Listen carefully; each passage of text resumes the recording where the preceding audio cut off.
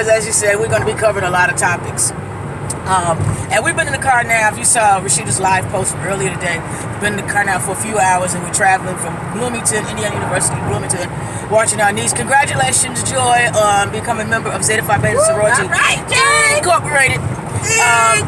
As we travel back, we have a lot of conversations, and this happens in all couples. It doesn't matter what kind of couple, what the uniqueness of your couple is, and probably in friendships too. You're in the car for long periods of time. You talk about a lot of stuff, and communications can be difficult, particularly when you're married. So we've been having what we call healthy banter the whole time, and so we said, why don't we just turn on the camera and talk just about our healthy banter and lack thereof?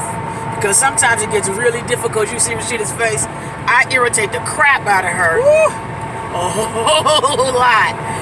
But I just want to give some tidbits. So I think part of some of the things that work for us in this healthy banter space is sometimes when you're arguing, like I said, communication has got to be clear. If somebody says to you, can you buy me a pair of brown shoes? You can't be mad at somebody if you didn't clarify you wanted chestnut brown, tan, or ivory, or whatever your version of brown is. And often when we're communicating, that's kind of the stuff we do. We assume that other person understands what we mean, what we're talking about. And even for us, like I said, I don't say argue, we have a healthy banter about all of it. But in order to keep the relationship moving forward, you got to know when to stop and when to call it off and when to figure out it's just not worth it, it's not adding anything. So, a couple of things that we've takeaways, at least for me, is we have this thing that's called a bookmark it, and Rasheida actually came up with the idea of a bookmark, and I'll let her tell you why. Well, the point of the bookmark is when you feel as though you're getting to a point where you might say something that you can't take back, or it's beginning to get really, really heated. And when you get heated, you say things out of emotion that you don't mean. But the best thing to do is to stop it in this track and say, you know what, we need to bookmark this. Because if we don't, I'm going to say some things that I ain't going to be able to take back. And then we're going to have to go through some more counseling intensely trying to get this together. So I think the point of the bookmark is to, when things get heated and it start rolling, the best thing is to stop it in this track, hit a reset, calm down, and then move forward. That's the point of the bookmark. And let me tell you why that works for us. Because like she said, we'll get heated. But here's why it works for me. Because I'm the kind of person, I want clarity and closure to a situation. Yes, and for a long time, when she would say, I don't want to talk about it, I think that what I'm trying to say to her is not important. Well, when she came up with the idea of bookmark, it meant, okay, for one, it's a signal to me that she's going to an emotional place that we might go over the edge, and we do that.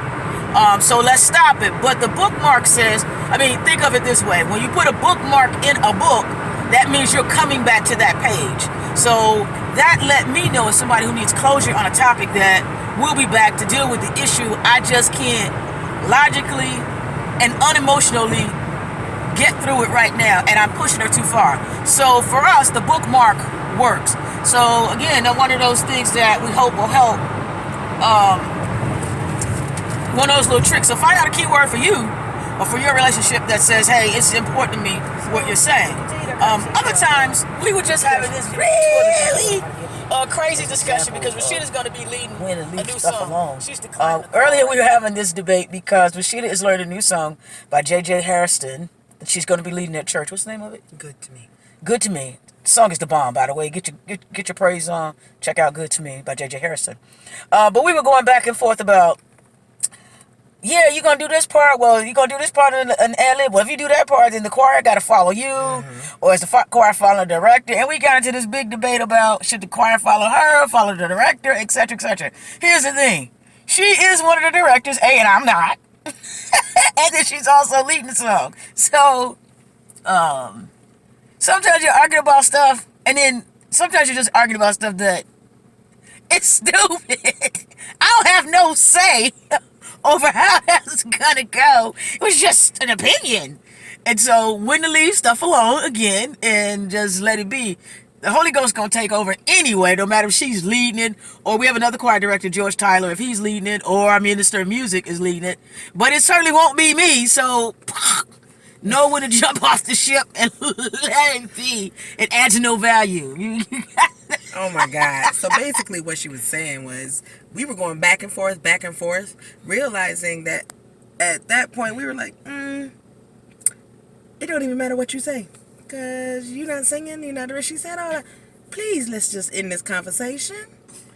And we had to really just let it go. So, otherwise, she was going to get punched in the face. Which I enjoy, by the way.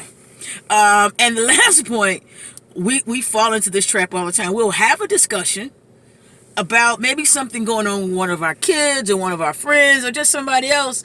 And then we'll go, hey, why are we arguing about this? This ain't even our stuff. Yes. Be careful. I say this all the time. Marriage is not a community service project.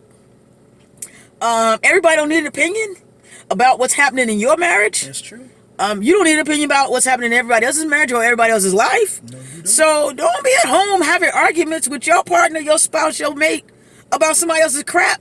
Let them have ownership of that stuff and take it on home where it belongs. You can acknowledge your friends' problems, their pains, empathize, but it's not your stuff. And so don't fall down the well of getting stuck in their stuff. Let them have it. And you go home and find bookmarks and all kinds of other stuff to help you through your communication issues. Jesus! Be offense. So, that's all I wanted to add on communication for now. What about you? Got anything else? I'm good. All right. So we'll get back with you shortly. Bye-bye. She need to get back in the picture. All right. Peace. Bye.